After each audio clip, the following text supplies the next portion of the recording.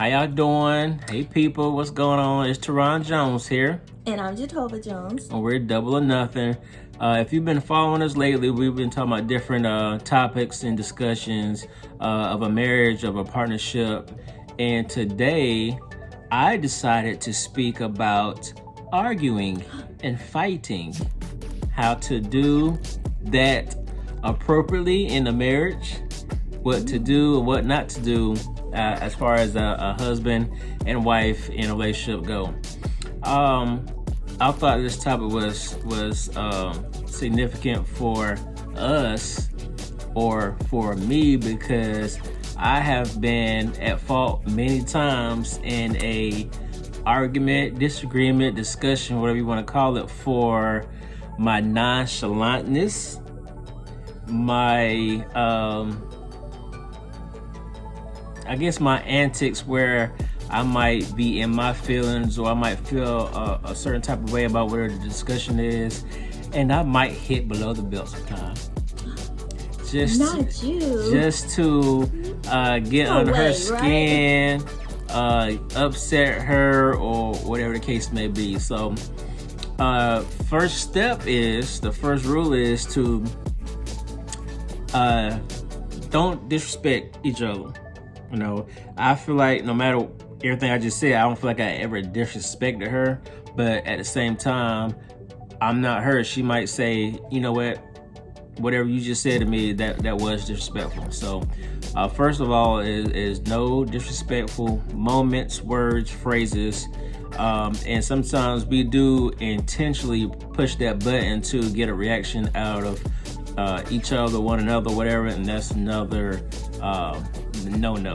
Okay, let's not do that. Try to be on the same page with each other. Yes. So you be pushing a button to get a reaction out of I don't push buttons like you think I push buttons, but I'm just saying I know that there's been moments where I have, and they were intentional from me.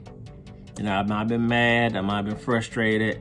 You know, I might have just wanted to, you know, show my frustration or just irritate you, aggravate you. I don't know. This is news to me, guys. Girl, whatever. Ain't no news to you. This is news. He's been pushing my buttons, y'all. Pushing them buttons. Pushing my So yeah, buttons. you know. So that's what we're gonna talk about there. I'll say this too is when you arguing, try to find a solution. You know, try to resolve it early as possible within the argument, and you'll be better off. I know at times that we have had arguments or whatever, we tend to go off script and kind of dig ourselves in a bigger hole, and then we're not even arguing about what we were supposed to be arguing about. Yeah, like we arguing about something else. Yeah, we end up arguing about something totally different, or we're not each arguing about the same thing at the same time. Mm-hmm. And by the time we realize it, we're like, okay, what were we even arguing about? You know, we arguing about potato chips, and we done start talking about what happened last year with the grocery store and potato chips, and then, you know, this and that. We done brought up everything and except for potato chips and most. So try to stay on topic, have the goal to resolve early as possible within the argument. No name calling. You know, we never called each other names, but we have seen and heard stories where people end up calling each other out their names when they argue, and that's just not cool at all. Yeah. You know, so refrain from that, and you know, just try to be on the same page with each other. And like I said, you know, if you really love the person that you arguing with and in a relationship with, you're gonna try your best not to disrespect them and not to end on a negative note. You know, you always want to push forward to have that resolve like we was talking about. So what you think? I think you hit some great areas in arguing. Arguing is really it's a method of communication, and so when you guys are trying to discuss a problem, or when you just simply get upset with each other, sometimes like I'm just like, I ain't feeling you. So you know, you just get upset with each other and it turns into an argument. you guys have to remember that you have to still communicate well with each other. And so this is your partner, you love them, even if you don't like them in that moment or you're upset with what took place or whatever it is, this is still your husband or your wife, and you have to respect them, and you still should communicate well. You should still be communicating to hear them and to listen to them so that you can understand what they're feeling or what they're expressing, not simply just to respond, not simply just to have a comeback. So I think we kind of, some of those things that he mentioned, it took us almost 15 years to even learn them or just make some headway with those things. I want to say, maybe about 2 years ago, some of those things we learned and actually recognized that it was a thing. Like when he said being nonchalant, like I think I spent the first 13 years trying to tell him that that was a thing. Like when you intentionally kind of take on this attitude, like I'm not really listening to my spouse, or I'm not going to respond, I'm just going to and yeah to whatever they're saying just so they can be quiet and leave me alone, then that type of attitude actually, it doesn't help the argument, it actually fuels it and makes it grow. But I think we spent a lot of years not really acknowledging that that was a real thing, and actually needing help to recognize that that's a thing. Like that's something where the person may feel undervalued or ignored, or that you're not caring about what their thoughts are or what their feelings are. And another thing is in arguments, listen, wait for it. Sometimes one person likes to leave. Somebody likes to leave. And I'm going to say, let the person leave. Okay? Now, hold on. Now, at first, early on, when I wanted space in an argument or disagreement or whatever, I wanted to leave the house. Okay? Say I want to go for a drive, say I want to go for a walk or whatever. And she might disagree. She might feel like, oh, no, I know you're mad and your feelings, whatever, but I don't want you to leave. Okay, now I understand how detrimental that can be for her if I actually left the house and I'm mad. Okay. So one thing we've started many years ago was, if we came to a place where I was mad or she was mad and I feel like I needed space or she felt like she needed space, we would just go to another room, give that person space, not leave the house, just let them go into their own room and cool off and take their time to reflect or whatever the case may be, and then we'll come back once everybody cools off and is level-headed. Yeah, and we didn't actually get there. Like, it wasn't that easy. It wasn't like a two-step situation. It took us a long time to realize it, because it needed to be communicated that it's not that I'm so mad that I'm leaving you, but I just need space, because sometimes I need a moment to gather my thoughts, manage my emotions, and then I can come back to whatever we're talking about. And I think Teron would finally express, it took a long time, but he finally expressed that maybe sometimes if he just feels maybe bum rush with talking about it at one time, or maybe he's still too upset, or whatever the case may be, he needs that little space so that he can gather his thoughts. Like maybe he can't even process what's going on or what's being said, because he is feeling however he's feeling about it. And so that's very important. You have to communicate that, and you guys have to talk about what's going on so that you can have an understanding about what each other needs, because that's a need, and then how to handle it, how to handle it when we're arguing, and your need, we need to still acknowledge your need. So there you have it. I want to say, I feel like there was something else I wanted to say about the nonchalant attitude, but I guess we'll move on for now. The other thing is, I'm usually the one who wants to talk it out. talk it out, and he feels like I go around in circles. And so he does try to, he's like, hey, you already said that, bring it back. And so he's typically the one who would say, how do we move forward? Like, how do we solve this? And I don't know, over the past years, I actually saw it. Like, I could see that when we're having a situation or argument, and when I'm going around in circles and it actually is not helping the situation. And so I could see the difference between going in circles and just talking about it versus actually trying to get from A to B. So what we're arguing about to a solution, or how to actually solve this problem. Sometimes a solution doesn't mean we agree on all parts. That's right.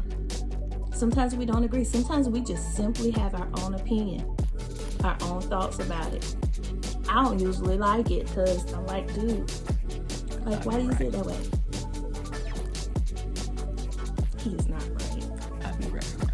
But you know what? I'm glad you said that, because guess what? You cannot go into an argument just wanting to be right. Sometimes there's no rights. Sometimes there doesn't have to be a wrong. True. Sometimes it has to simply be, here's the situation, here's what we're dealing with, here's how it made me feel, here's how it made you feel. And you always got to acknowledge what the person is saying. You know, earlier in our marriage, she used to, tell me how she feel about something, okay? And then she'll get mad or get in her feelings about whatever she's expressing because she feel like I wasn't listening. Right. Like, I don't understand. Like, I listened to you when you spoke.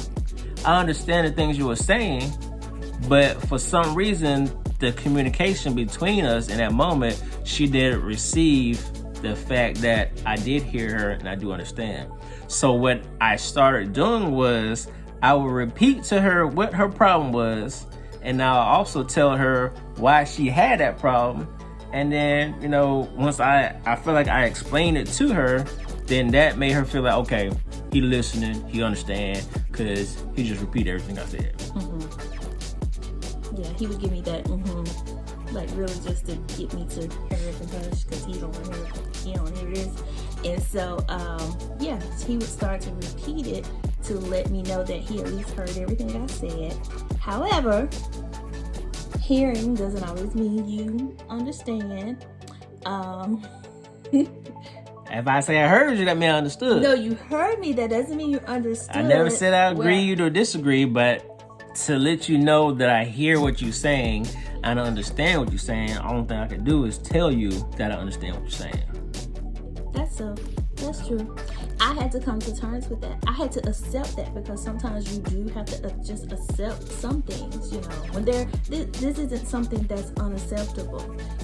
His way of communicating or his way of engaging when we're having a disagreement is to at least hear me and to let me know that he hears me. And that doesn't mean he has to agree with me. So I guess I have to accept that he don't agree with me. So yeah, that's kind of my problem, not his. The other thing, I just went blank. There was something else. There was one other thing I wanted to say. I don't know. Okay. Well, I hope this helped somebody out. Or I hope y'all learned something from it. I think we have had a very interesting journey as far as being married. Because we're still young. I mean, I'm 37, I believe. Don't tell the ages right now. I'm saying I'm 37. I don't know how old you is. But I'm 37, and we've been married for 15 years, and we've been together for 17 years. Ooh, almost 15. Wow. So that was 20 years. Almost half our life. Yeah. 37 minus 17, that was 20 years old. Yeah, but we would have traded for the world. It's been a learning experience, and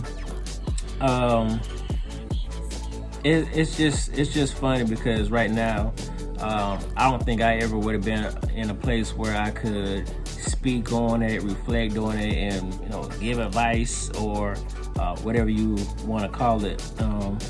But like I said, once you are together and you really talk about the things that trouble your relationship, then you can move on with it and, you know, enjoy more of the ups and the happy times, happy moments versus the disagreements and arguments and stuff like that. So Yeah. those what make the relationship, you know, great. You know, makes you want to be in it is the happy times. You know, I think when we was younger, you know, my thing was always, you know, when something bad happened or I felt some type of way about something, I'm like, man, I'm tired of this. You know, I'm sick of it. And it's not about just quitting when it gets rough. You know, I wasn't mature enough to understand that, hey, this is just a disagreement. This is just a misunderstanding. This is just whatever it is. Work through it, talk through it, or whatever. Move on from it. I was just ready to throw the towel in. I'm like, oh, you got on my nerves. I'm out. I'm gone. I ain't got to deal with this, you know. But, you know, I love little girls so much, man. And just, yeah, you. And it's always feel like it's worth it to try again or no, let's see what tomorrow might bring. And, you know, let's plan for the ups and the good times. So I'll say that. Yeah, I'm trying to get a lot of brownie points off. You know, the kids did go to bed a little early tonight, you know what I'm saying? You know. Well, y'all, I think he said something at the end that was pretty interesting. He said that you kind of, like, anytime I get on your nerves, it was like I'm out, you know. You guys, we get married for life, for better or for worse, for richer or for poor, to death do us part. Now, I'm not saying, I mean, some people do end up getting a divorce because that is the best decision for them. But what I want to say is, you can't be in your marriage where you get this mindset that any little thing means I'm out the door. That means you're not in your marriage. You got one foot in the door and one foot out. So I think he made a very good point. And you know what? One day we talked about this whole becoming one, what it means to become one. And I think you said to me, you was like, you know, I kind of have like been in our marriage not trying to become one, just with one foot out the door. And it was like in that moment, this spark went off in his head that, you know, I can't have one foot in and one foot out because, I mean, I'm not even giving it my all that way. Although you thought you were giving it your all, we thought we're all in this, you know, in it to win it, right? But with that type of mindset, you're not. You're like, okay, any little thing, I'm just looking for something to make me run out the door. I just wish somebody would do something to make me go. So that's a great point, and that's something that we probably can talk about in depth, like later on down the line. We'll do a part 2. Yeah, we can share with you guys later on down the line. But you guys, if you are in your marriage right now with one foot in and one foot out, with that type of mindset, then I will encourage you to change it, to change that thought process, to begin to think about it as I'm here with my husband or my wife to stay. Have that mindset first. Because it's better and easier to do life together than to do it by yourself. It is. So, you know, it's easier to tackle life with a partner than to do it on your own. So, you know, thankfully, you know, everything worked out for us where I didn't leave or she didn't leave. You know, we decided to stay together because, you know, the journey has been, you know, the life journey has been easier because she's doing it with me. You know, I can't imagine, you know, trying to do it on my own without her, and just trying to tackle life and its problems and, you know, stuff like that. So, yeah, it's going to pay off in the long run. You know, if you figure it out early, you can have a great relationship. Yeah, don't be like us. You know, it took us a long time to figure some of these things out. Okay, so we're here to share with you guys so that we can kind of give you a little insight. It won't have to take you so long. You just have to put into action. Like once we start putting some of these things into action, like, you know, it made a difference. It made a big difference. And on that note, that's all we have today. We'll see you next time. Peace.